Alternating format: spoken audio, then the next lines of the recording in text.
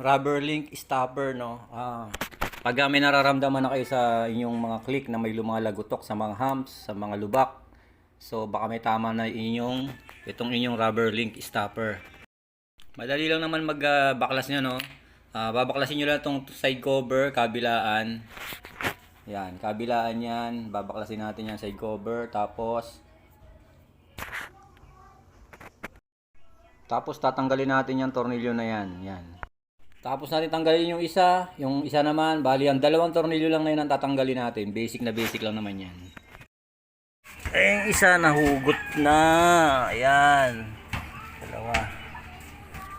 Turbo tong vlog na to eh. Okay na, Okay na. Ito na, nalaglag yung rubber link stopper, nalaglag. Ayan. Kaya, lagutok. Kaya may lagutok. Dahil lang yan.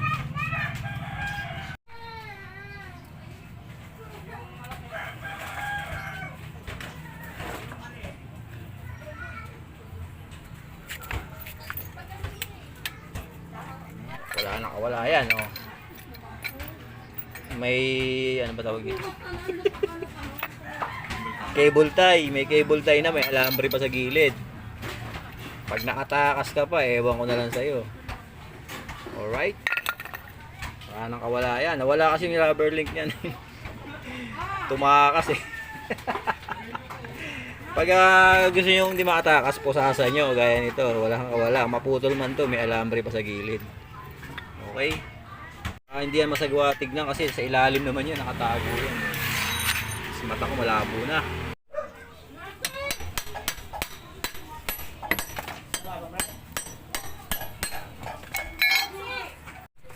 Try mo ikot. Pero wala na yan, wala. Yun lang talaga ang problema nga nun. Sila gutok lang. Susi ito.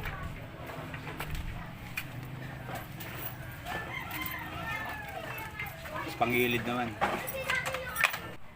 Check natin ang panggilid. Dragging. Ano kayang problema nito? Kakalinis lang ni may-ari. Kakalinis. Dragging pa rin. Tingnan natin. Palitan mo, ganun pa rin kalalabasan nun. Di mo ako pa yung ano ko? Dalawa? Taga-bayan, nakakarating dito. Eh, ba ito, Tsaki. Tsaki? Ay, putang yun, naka-vlog pa. Ito ba, bagong linis? Tingnan mo nga itsura, oh. Sabihin mo sa may-ari nito, ha. Huwag niya ako pinagluloko. Ano ba yan? Live ba yun? Ayun.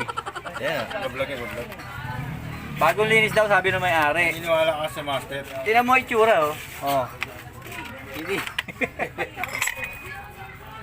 Ayun mo, huwag mo ako pinagluloko ka mo, ha.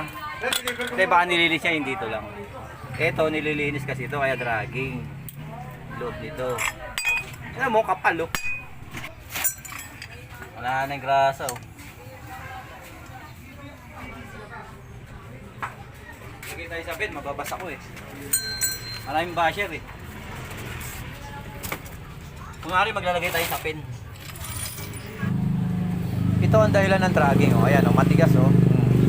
Yung dalawa malambot pero isa matigas. Kaya dragging kasi yung dalawa sabay bumubuka. Tapos yung isa nahuhuli. So dragging talaga. Wow. Ito nga palang ating mga panggilid, mga boss. Pwede natin itong hugasan ng tubig, no, para makatipid tayo. Pero dapat sa paghuhugas natin ng tubig, dapat may sabon din, natural. Pagkatapos nating sabunin lahat, lahat yan pwedeng sabunin, nasa gumagawa yan, ha. Lahat ng pyesa natin dito, mas safe to kaysa sa gasolina. Mas safe ang tubig kaysa sa gasolina. So sa mga nagtatanong kung ba kalawangin, syempre may diskarte tayo dyan pagkatapos nating hugasan ng sabon. Yan, hugasan muna natin mabuti, no? Ito pinakamatipid para sa lahat. Hindi na tayo gagastos ng kobi na pang spray na yan, no? Siyempre, babanlawan natin mabuti yan, mga boss. Pagkatapos nating sabunin, banlawan natin mabuti. Pagkatapos nating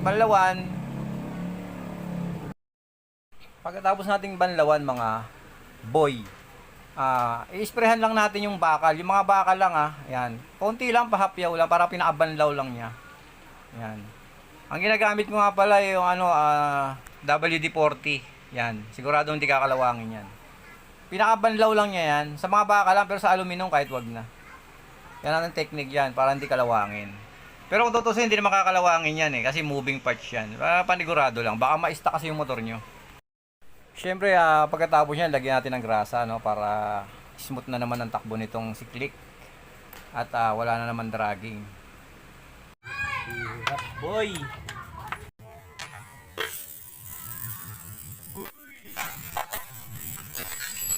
Ayan ang ginagawa.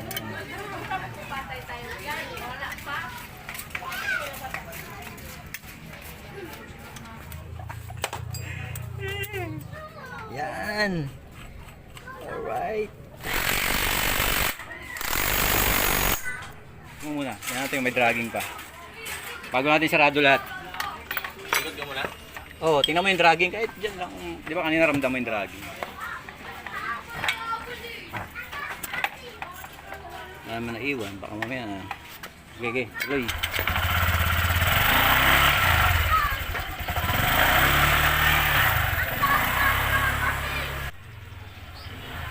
Hindi na. Ha? Hindi na. Wala na? Okay, tras mo na yan. Sarado na natin ang ang buhay nito. Walang dragging Sana. Alright. Kanina marami. Malakas. Walang gastos. Walang pinalitan kahit ano.